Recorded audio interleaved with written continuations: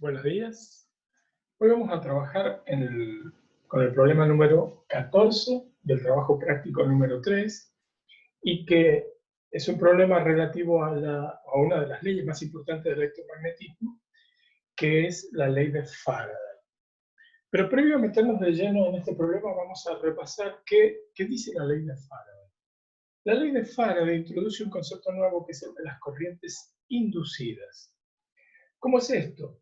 La ley de Faraday dice que si a través de una espira de corriente, si a través de una espira, ¿qué es una espira? Esto, por ejemplo, un alambre conformado de una determinada manera, por ejemplo, con forma rectangular, construido con un material conductor, por ejemplo, como acero, que permite que eventualmente las cargas eléctricas se desplacen con relativa facilidad a través de él.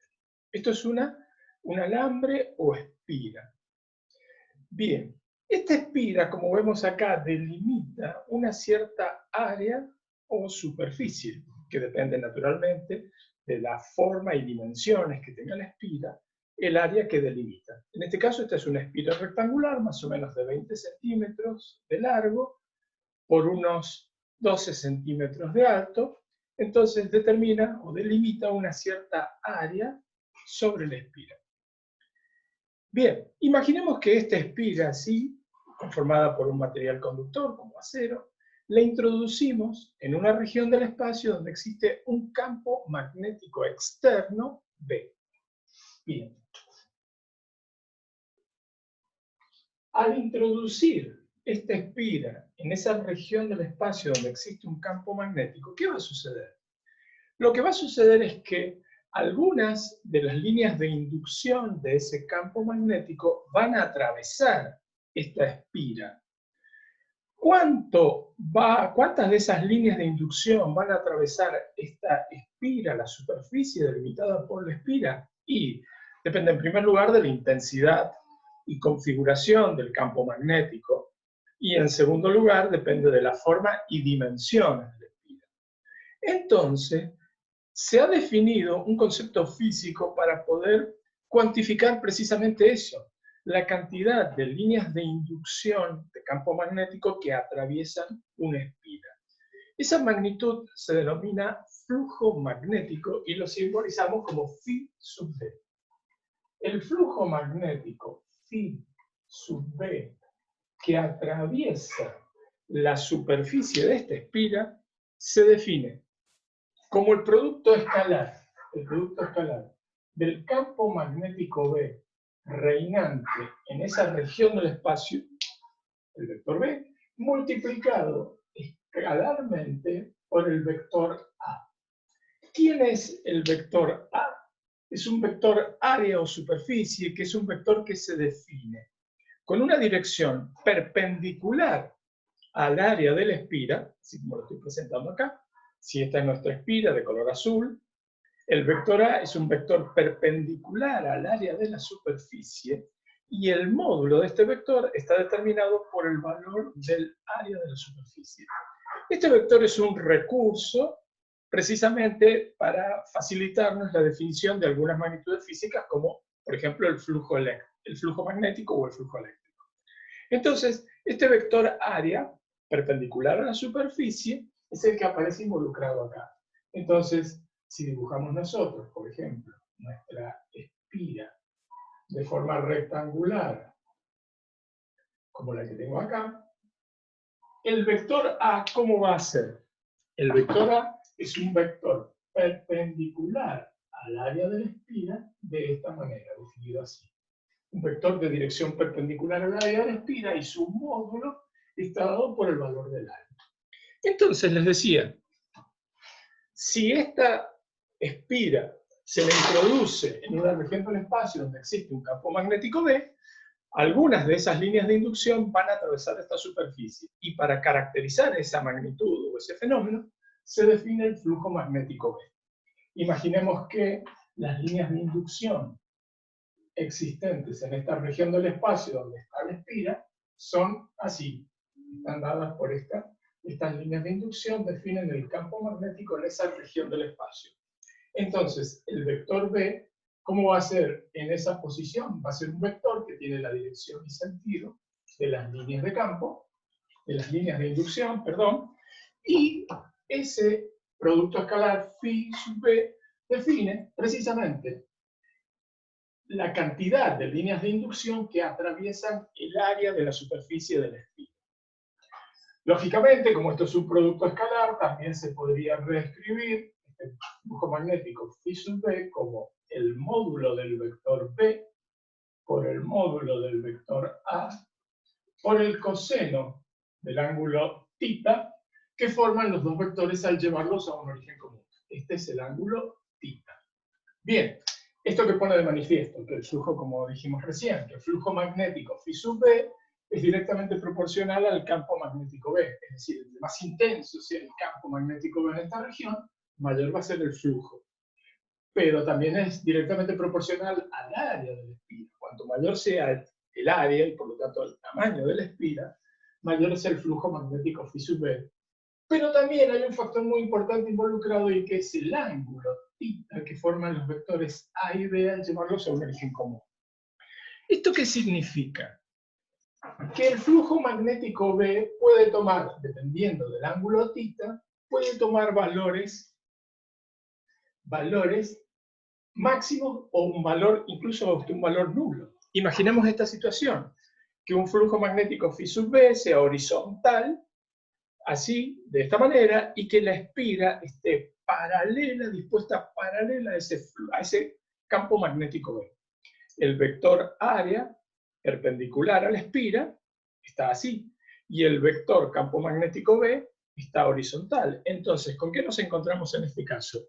Con que los vectores área y campo magnético, ¿cómo son? Son ortogonales. El ángulo que forman vale 90 grados. Este ángulo θ vale 90 grados. El coseno de θ es 0, y entonces el flujo magnético a través de la espira, ¿cuánto vale? 0. Entonces, esto pone de manifiesto que si una espira es paralela a las líneas de inducción de campo magnético, el flujo, la cantidad de líneas de inducción que la atraviesan es nula. Por el contrario, si la espira está dispuesta perpendicularmente al campo magnético, de esta manera, el vector área está en esta posición, perpendicular al área de la superficie, y el vector campo magnético también. Entonces, ¿cómo son los vectores área y campo magnético en este caso? Los vectores área y campo magnético son colineales, y entonces, ¿cuánto vale el ángulo θ que forman ellos? 0. Y el flujo magnético, por lo tanto, es máximo. Phi sub b es máximo. Entonces, el flujo magnético, reitero, depende del vector campo magnético, del área de la espira, pero también depende del ángulo que forman ambas. Esto ya nos lleva a poder ver que si la orientación de una espira cambia dentro de un campo magnético, la orientación de la espira cambia dentro de un campo magnético, el flujo que la atraviesa variará. Precisamente, allí está la responsable de la FEM inducida. La ley de Faraday predice que la FEM inducida en una espira es igual al negativo de la rapidez de cambio del flujo magnético phi sub b respecto al tiempo, lo cual matemáticamente se expresa como la FEM inducida es igual al negativo de la derivada del flujo magnético phi sub b respecto de t. ¿Por qué? Porque el significado físico de la derivada, ¿cuál es? La derivada nos da la rapidez de cambio de una magnitud con respecto a otra. O si esa magnitud es el tiempo, pues entonces nos da la tasa de cambio o velocidad de cambio del flujo magnético con respecto al tiempo. La ley de Faraday entonces predice que si en una espira como esta, que está siendo atravesada por un campo magnético B, tal como este, si el flujo magnético que la atraviesa cambia, entonces espontáneamente en esta espira va a aparecer una FEM, o sea, una fuerza electromotriz que va a originar una corriente eléctrica. Esa FEM que se origina producto del cambio del flujo magnético a través de la espira, se denomina inducida porque se induce solo si cambia el flujo a través de ella. Y la corriente a la que da origen esa FEM inducida es una corriente inducida. El signo menos, debido a la ley de Lenz, indica que el sentido que va a tener la FEM inducida y la corriente inducida que ella va a originar siempre se opone a la causa que la produjo. Bien, hecho este repaso de la ley de Faraday, entonces lo que vamos a hacer ahora es meternos de lleno en el problema número 14, que trata acerca del flujo magnético a través de una espira. Vamos a borrar esto.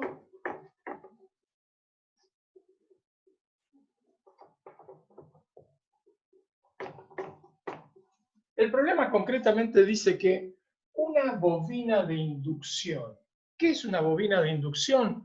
Y es una espira, como esta, donde se pueden llegar a inducir corrientes, pero en lugar de estar conformada por una única vuelta como esta, está conformada por muchas vueltas que tienen todas exactamente la misma forma para que el flujo magnético que las atraviese a todas ellas sea idéntico.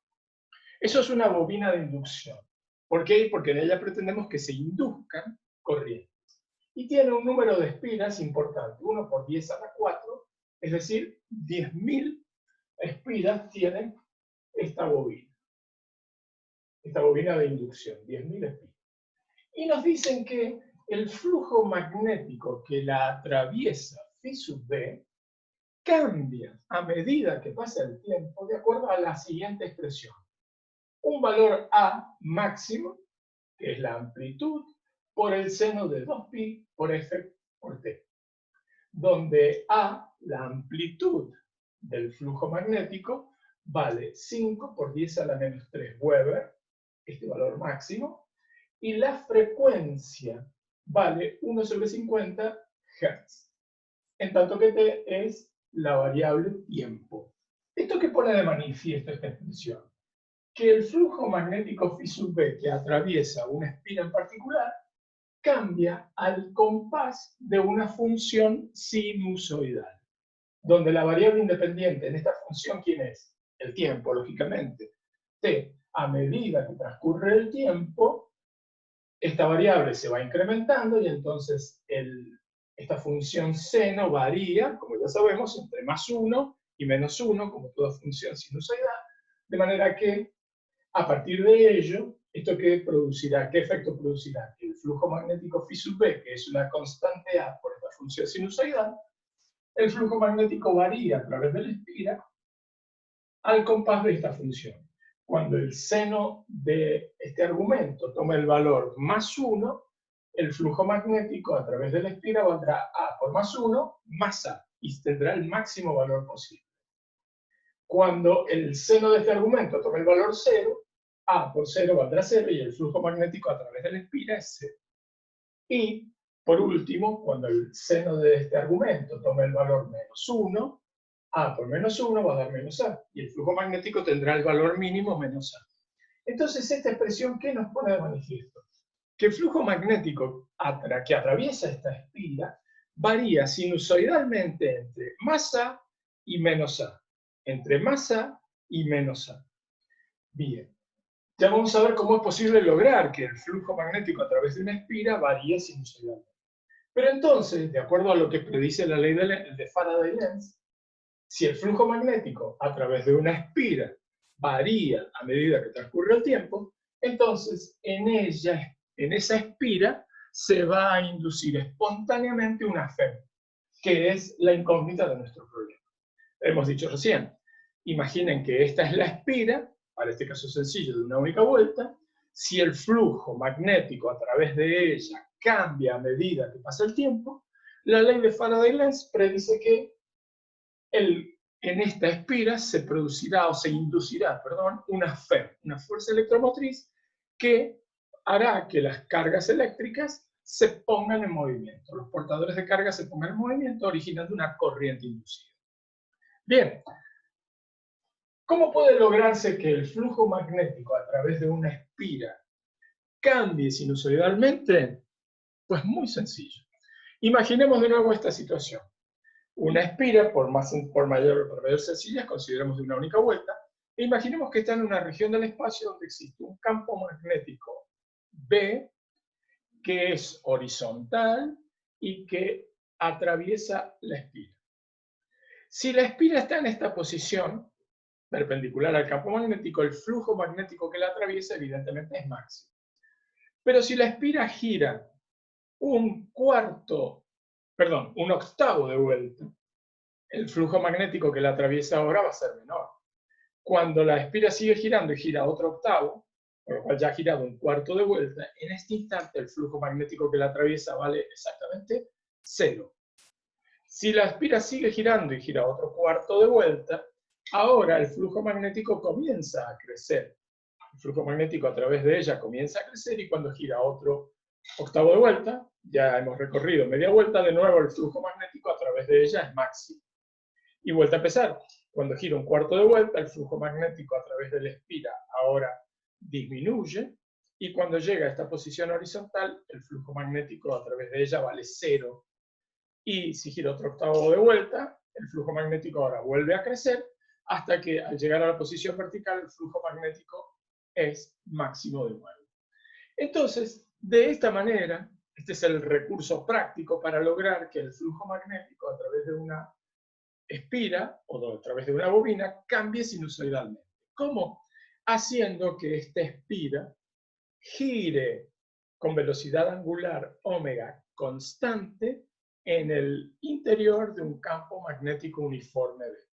A medida que la espira gira en el interior de este campo magnético, el flujo magnético que la atraviesa va a ir variando sinusoidalmente entre el valor más A, cuando el flujo la atraviesa en este sentido, pasando por 0, hasta menos A, cuando la atraviesa en sentido contrario a la espira, pasando nuevamente por 0, y llegando de nuevo al máximo flujo más A cuando vuelva a la posición primitiva.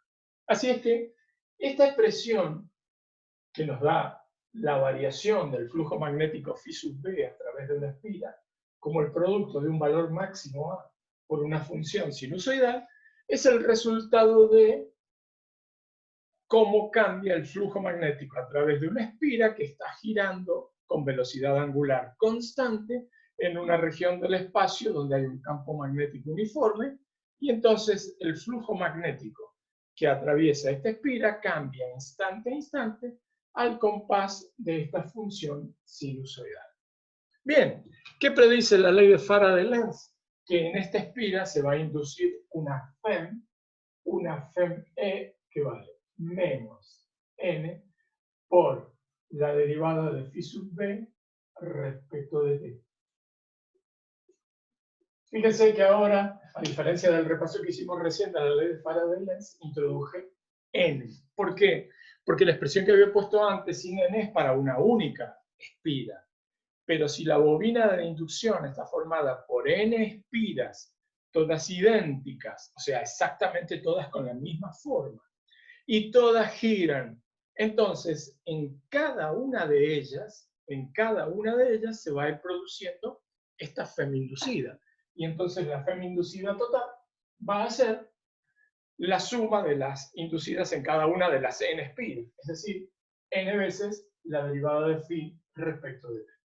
Entonces, esta expresión es la que vamos a usar en este caso. Con lo cual, ¿qué tenemos que hacer? Reemplazar la expresión que nos da el flujo magnético phi sub b, es decir, esto va a ser menos n por la derivada con respecto al tiempo de phi sub b, que vale a por el seno de 2pi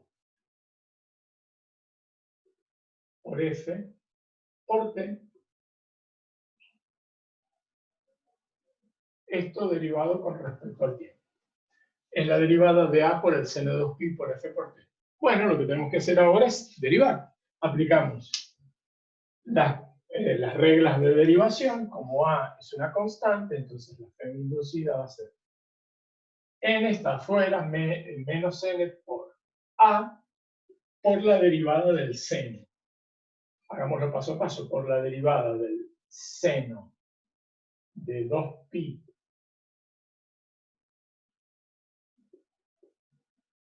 por f por t con respecto al tiempo. Bien, y ahora sabemos que la derivada acá tenemos que aplicar la regla de la cadena para derivar, porque tenemos la derivada del seno, pero el argumento, a su vez, no es una constante, sino que es una función del tiempo. Entonces, aplicando la regla de la cadena, tendremos, esto vale menos n por a por la derivada del seno es coseno de 2pi por f por t. Por la derivada del argumento. El argumento es 2pi por f por t. Y acá 2pi por f es una constante y la derivada de t con respecto a t es 1, con lo cual queda entonces por 2pi por f por la derivada de t con respecto a t, que vale 1. Podríamos omitirla directamente. Bien, pasemos el limpio, entonces la fem-inducida valdrá menos n por a. Podemos traer para adelante todas las constantes por 2pi por f, la traemos para acá adelante, por el coseno de 2pi por f por t. Claramente que se ve que la fem inducida en esta bobina de inducción, que es una espira con 10.000 vueltas, esta espira, la fem inducida en ella es el producto de, si analizamos estos factores, vamos a ver que n es una constante porque es 10.000 vueltas. A es el flujo máximo, también una constante, 2pi lo es, y f es la frecuencia. Entonces, todo este factor que está acá, que precede a la función coseno, es una constante por el coseno de 2pi por f por t, que esto es una función con la variación típica de toda función coseno, que varía entre más 1 y menos 1, y que solo difiere en esta otra, en que están desfasados de fase en pi sobre 2. Pero la pinta de esta función es exactamente igual. Es una función sinusoidal que varía entre más 1 y menos 1. Con lo cual, reemplazando los valores, entonces, la fem inducida valdrá menos 10.000, que es el número de vueltas, que es un número dimensional, por el flujo magnético, que vale 5 por 10 a la menos 3 Weber. Recordemos que el Weber podríamos escribirlo como Tesla por metro cuadrado, o bien directamente Weber, por 2pi por f, que vale 1 sobre 50. Perdón, vale, sí, bien digo, 1 sobre 50. No, describí mal acá, la frecuencia es 50 Hz. La unidad es 50 Hz, la unidad es 1 sobre 50 por 50 Hz. 51 sobre segundo por el coseno de 2pi por f por t.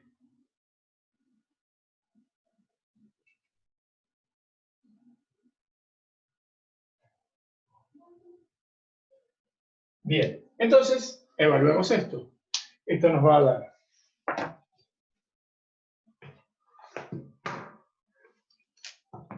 tomamos la calculadora, 10.000 por 5 exponente menos 3, que es el flujo máximo, por 2 por pi por 50. Esto nos da 15.708. 15.708 menos 15.708 volts por coseno de 2pi por f por t. Esta es la expresión matemática que nos da la fem inducida. Claramente, ¿qué podemos ver? Que la fem inducida, si nosotros representamos una gráfica donde en el eje de ordenada volquemos la fem inducida expresada en volts, y en el eje de abscisas volquemos el tiempo transcurrido, por ejemplo en segundos, entonces, ¿cuál va a ser la pinta que va a tener esta expresión? Bien, en el instante inicial 0, en p igual a 0, este argumento se hace 0.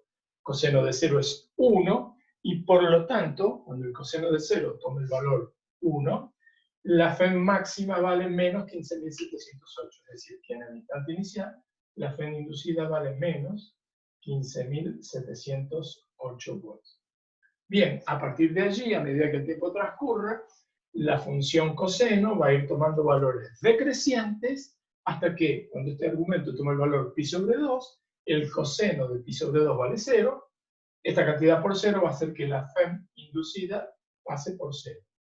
Algunos instantes después, cuando la función coseno pasó por 0 y vuelva a crecer, pero con valores negativos, es decir, cuando este argumento tome valores dentro del segundo cuadrante, entonces, en tal situación, el coseno se vuelve negativo, multiplicado por este signo menos, la FEM inducida se hace positiva, y así la FEM va a tener hasta llegar al valor máximo de 15.708. ¿Cuándo va a suceder este valor máximo? Cuando este argumento tome el valor pi. Cuando el argumento 2pi por f por t tome el valor pi radianes, coseno de pi es menos 1, por lo tanto, menos 15.708 por menos 1 nos da más 15.708. A partir de allí, conforme siga transcurriendo el tiempo, la FEM el coseno va a ir decreciendo con valores negativos, y por lo tanto la FEM inducida va a ir disminuyendo hasta que, cuando este argumento toma el valor 3 medios pi, es decir, 270 grados, el coseno de 3 medios pi es 0, por lo tanto la FEM inducida vuelve a ser 0. Bien, y conforme siga transcurriendo y siga incrementándose este argumento, llegará el momento en que de nuevo el argumento vale 360 grados, es decir, 2 veces pi, por lo que lo mismo es decir 0 grados, y entonces el coseno vale 1, y la FEM inducida alcanza el valor máximo, que es menos 15.708. Entonces, ¿qué muestra esta gráfica? Que la FEM inducida en esta bobina de inducción es una FEM que varía sinusoidalmente al compás de esta función. Es decir, es lo que se denomina una FEM inducida de carácter alternante. Este problema que hemos analizado es el principio de funcionamiento de los alternadores o generadores de corriente alterna, que funcionan con una espira que gira en el seno de un campo magnético, y por lo tanto se induce una FEM alternante. Bien, de esta manera entonces hemos podido responder a la pregunta de cómo será o cuál es la expresión matemática que da la FEM inducida en esta bobina, que tiene 10.000 vueltas, y la pinta que va a tener la FEM, que es una función, o la forma de una función sinusoidal. Muy bien.